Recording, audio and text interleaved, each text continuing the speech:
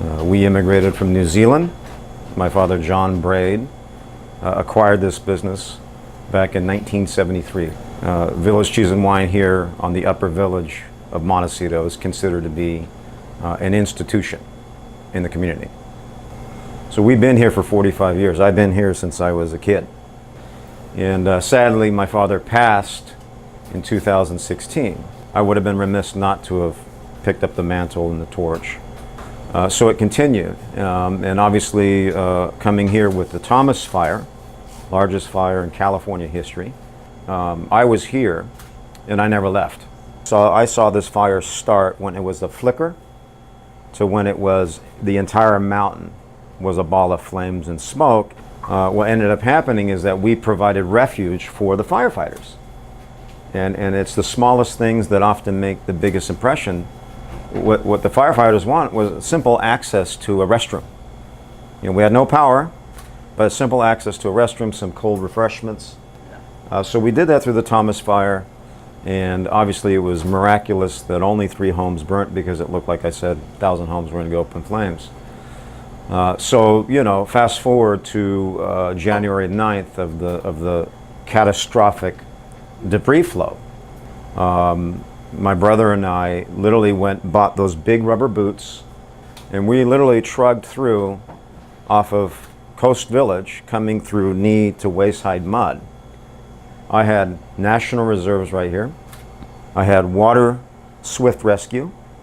I had 20 engines, and they were all out here with a big board with the captains, you know, putting together their plan of attack and their strategy to go out and save lives.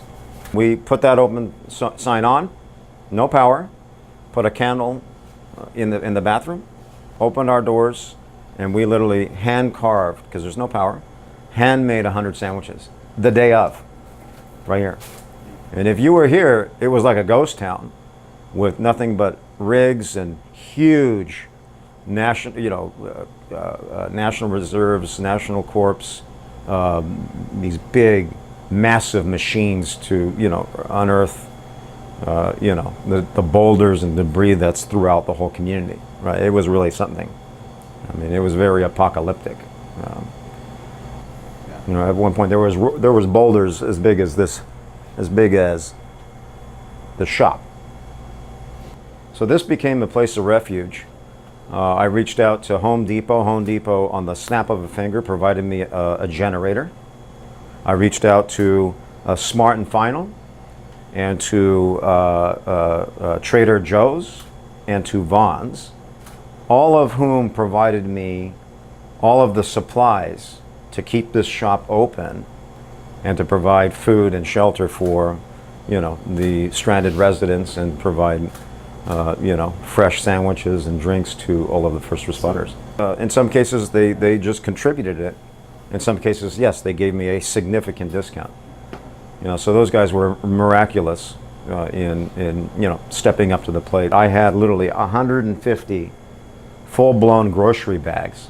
In all intents and purposes, what we became, believe it or not, was a makeshift emergency grocery store.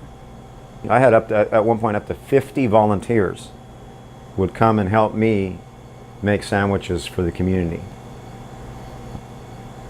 So sometimes from disasters, there's a silver lining, and we've launched a coffee brand which is inspired from the old Montecito Fire Department, and a percentage of our revenues go towards a nonprofit that we've developed called the Montecito Village Recovery Fund.